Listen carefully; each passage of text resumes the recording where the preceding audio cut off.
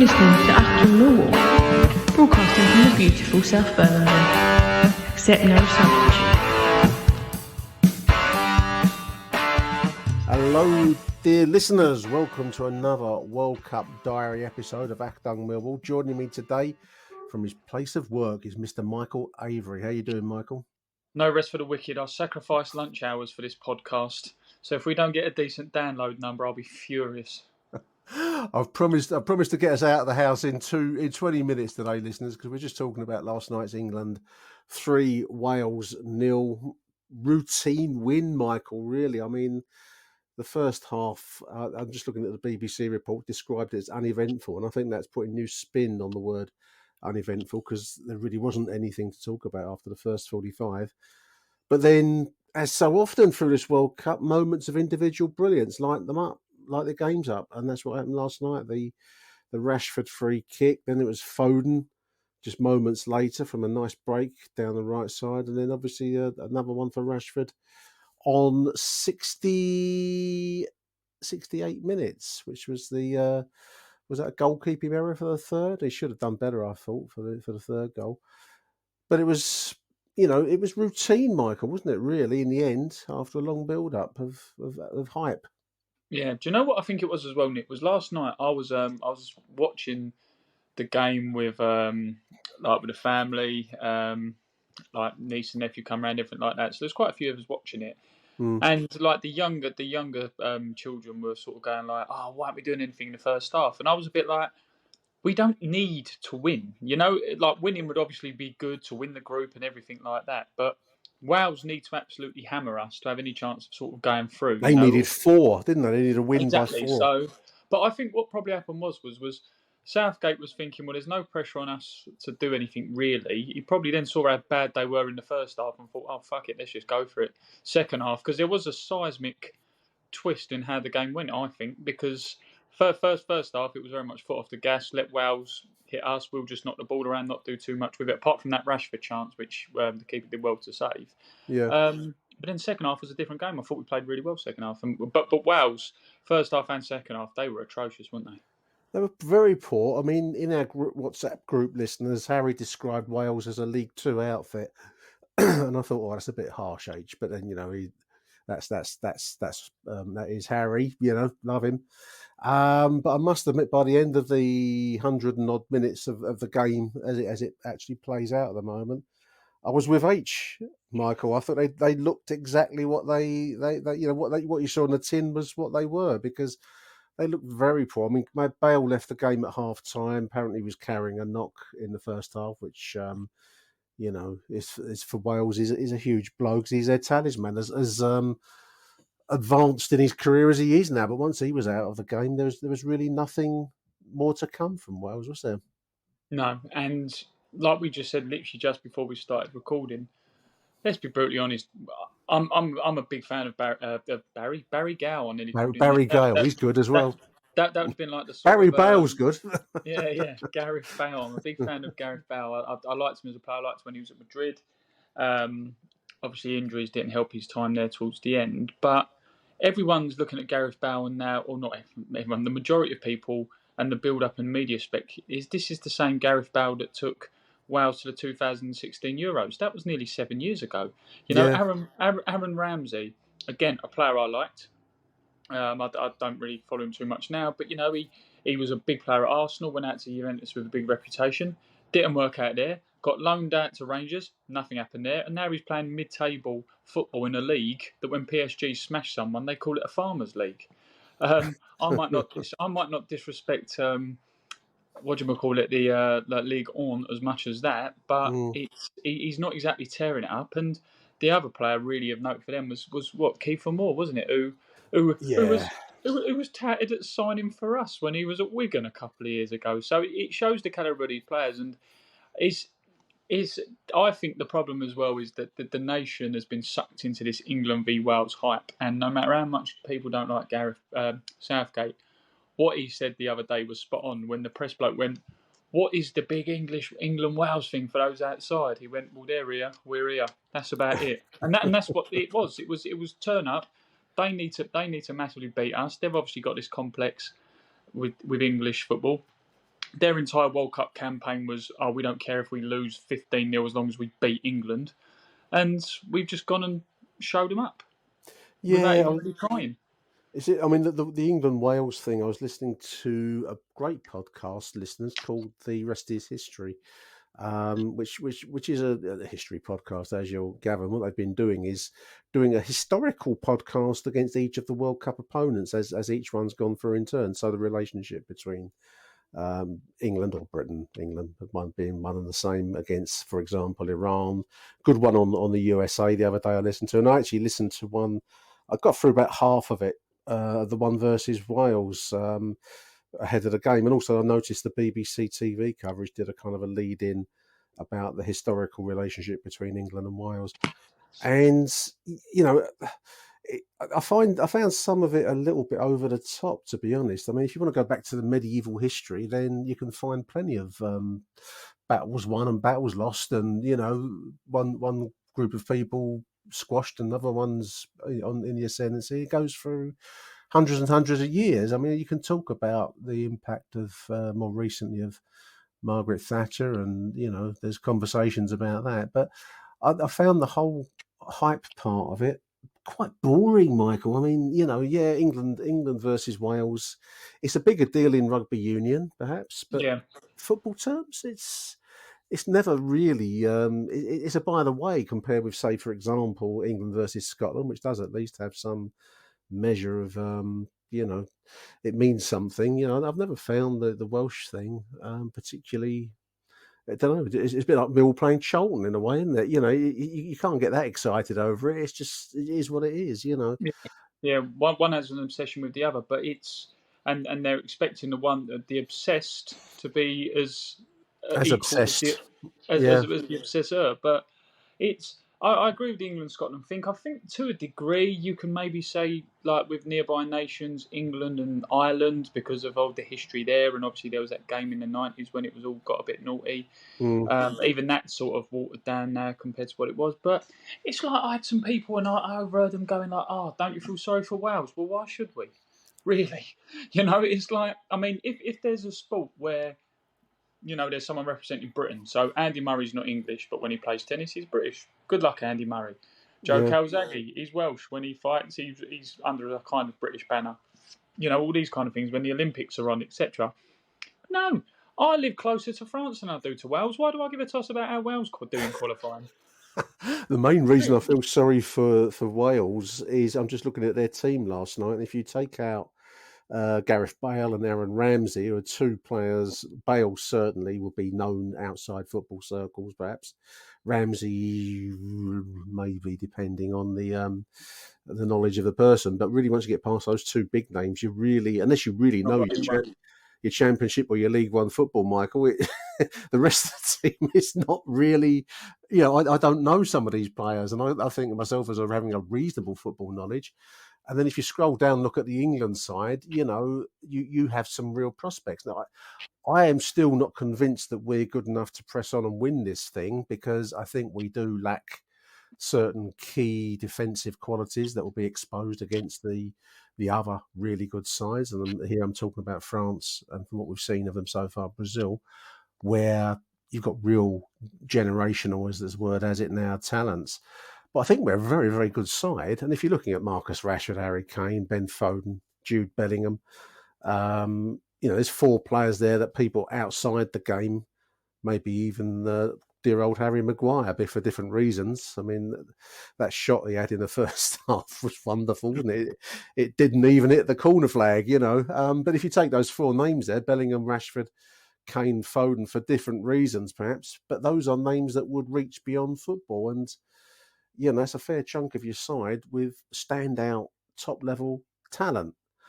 Yeah, and the thing is as well is, like, without trying to be too disrespectful as well, a lot of Welsh players historically have been that kind of born over here Welsh earlier generations, like just coming to mind now. I Grandparent mean, Welsh, yeah, where they're yeah, I finding mean, some old deer that was born in Caerphilly or something. yeah, and I know he didn't exactly rip it up, but it's like Steve Morrison. He was a Welsh international, and he wasn't born in Wales, I don't believe. I think he had Welsh grandparents, but yes, like you say, you've With the Wales side, I think you need to just realign expectations. You really, really do, because yes, they done well qualifying for 2016 Euros. I'm just looking at it here.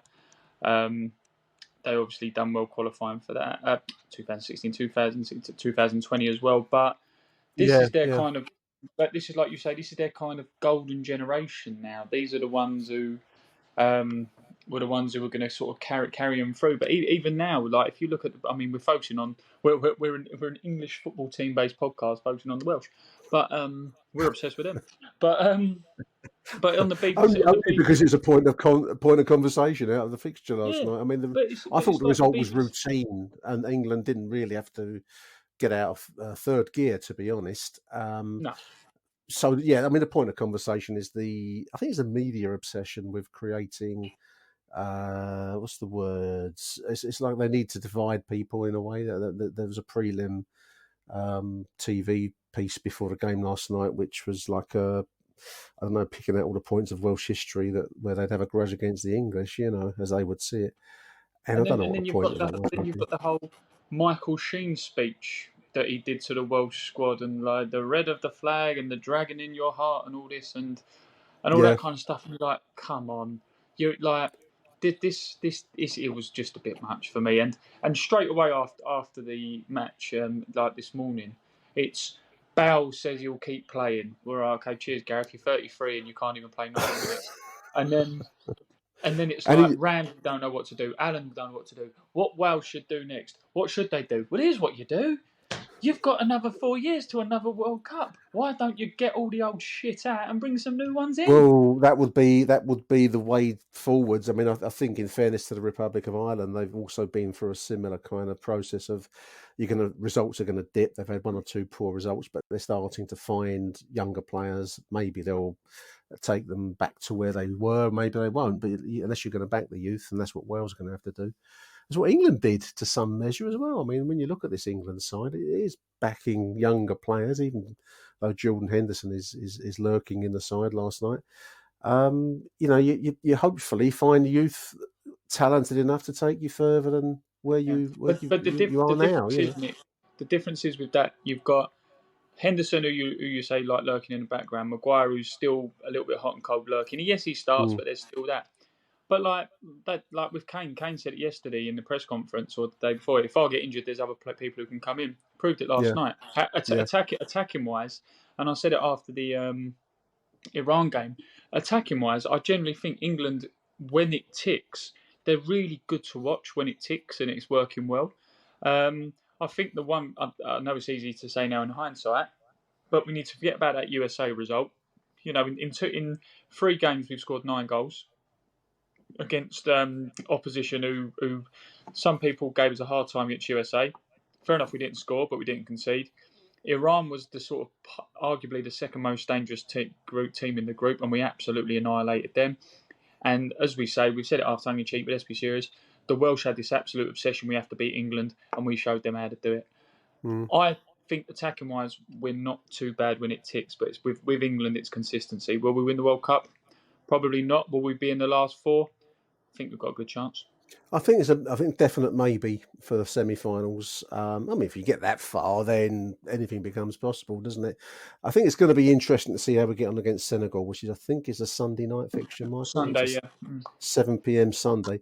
I watched the Ecuador 1 Senegal 2 game yesterday, and they're resilient because I thought Ecuador they pulled it back to 1 each, and I thought, well, here we go, Senegal will crumble now. They've got 1 or 2. I think there's a couple of Premier League players knocking around in their side, so they're a decent outfit and they're strong. And it's going to be interesting to see in a one-off game exactly how much. I think you're right that England have the attacking talent to win it. Whether Southgate or Gary Rowett Southgate, as however you want to put it, will allow them to play the kind of football that could win it decisively, I don't know. It's how would you play it? Would you keep it tight against Senegal, same kind of approach as last night in the knockout phase now, or would you let rip, go? Take the handbrake off, as the cliche has it. It's a tricky one because as much as you want to take the handbrake off, you can go against you. A lot of We can teams get now, beat. That's the yeah, cost, isn't it? exactly. Yeah. A lot of teams like to play counter-attacking football. I think But saying that though, we have got a team when you take the handbrake off and it goes well, can absolutely annihilate teams. I'd say, yeah, go on, why not? Sod it. I mean, is this Southgate's last tournament as well, or do we not know yet? It don't know. It probably should be. I think it probably should be. Although I suppose if you were Gareth Southgate, he'd probably get Premier League work out of his stint as an international manager, wouldn't he? Yeah. Because that's going to be the payday, really. Or will he carry on being England manager? He gets flayed alive a lot, and a lot of people don't like him. I, That must I be. think I think the thing is that with these, I would play it pretty much the same as we played it yesterday. I know that sounds a bit silly because of how we won, but with these, and this goes back to the point of saying about how we tick as a nation and how we play football. Because if we go at the first minute, yes, we can beat anyone, but we can't. We're not consistent enough to play like that from the first minute, like every single game we play. Don't seem to be, do we? No. No, and the thing is as well is that group we're quite lucky in the sense that yes, it's a tricky group that Senegal were in, but they're certainly nowhere near the best team in the World Cup, and they weren't even the best team in their group. So yeah, maybe see how it goes for 20 minutes and then let the handbrake off. Because I don't think Senegal will really, unless we have an absolute mare. I can't see why we couldn't comfortably beat them as well. I think Senegal will be physical. They may want to mix it a little bit. I don't know. It depends how we handle that. Really, it wouldn't surprise me, listeners, that Gareth keeps it tight for the first half, a bit like another Wales repeat. Really, Michael. We only need a one goal to beat them. 1-0 to the England as we'll put them into the quarterfinals. So I think Foden and Rashford have certainly earned their place. yeah, he's a man reborn, Marcus Rashford, isn't he? He certainly looked enlivened last night. And the Foden run, was it Foden who got fouled for the free kick? He was making a run through the middle, which earned the free kick, which created the goal. Yeah, I mean, you'd be hard pushed to drop them. Who knows the mind of Gareth Southgate? But knockout football is when the World Cup really begins. Today, One thing I do like about the England team as well, they touched on it on the BBC article this morning, and it's the first time in quite a number of years, especially with this group of players, that we have got such quality in depth. If you think we've got, we had Foden and we had Foden on the bench and recently and Rashford on the bench. But now we've got like Saka who can come off the bench now. Henderson can tidy it up if you need to. Trippier came off the bench yesterday as well.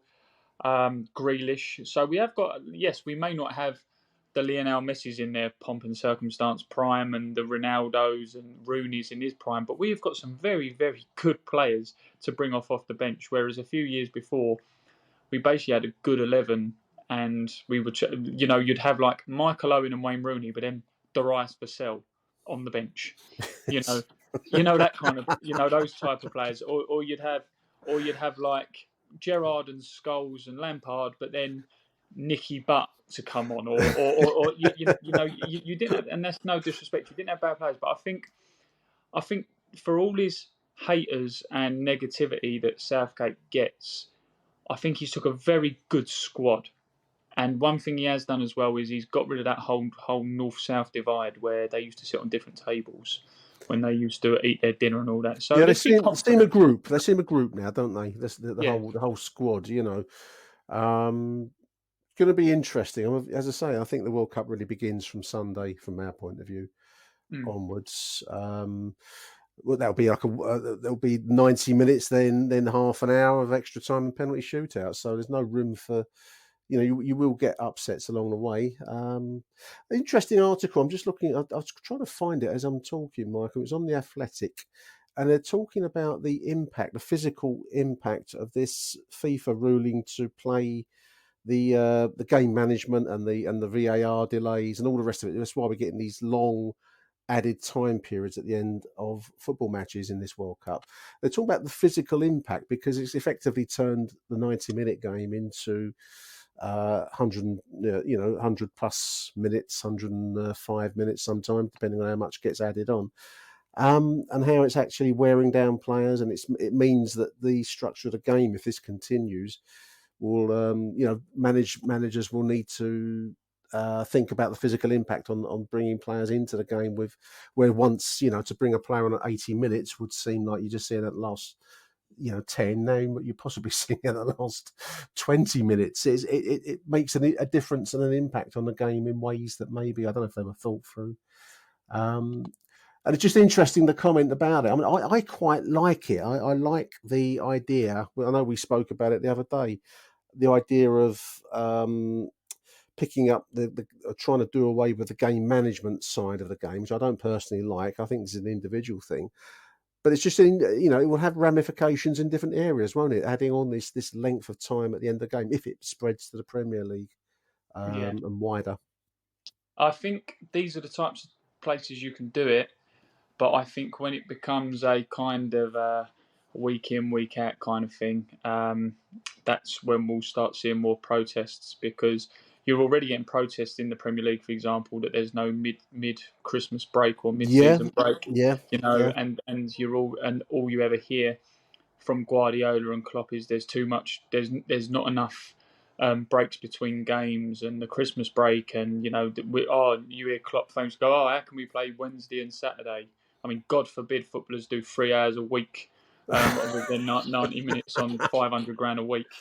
But well, the 100 minutes of football in this tournament has not been. They had a chart. I was desperately trying to find this story, listeners. I can't as I'm talking, so you'll have to take my word. It's on The Athletic, and they did a list of all of the games played. I think the shortest amount of added time was the England USA game. Speaking from memory, and that was around about 5 and a bit minutes. I think there was 5 added on last night, wasn't there, at the end?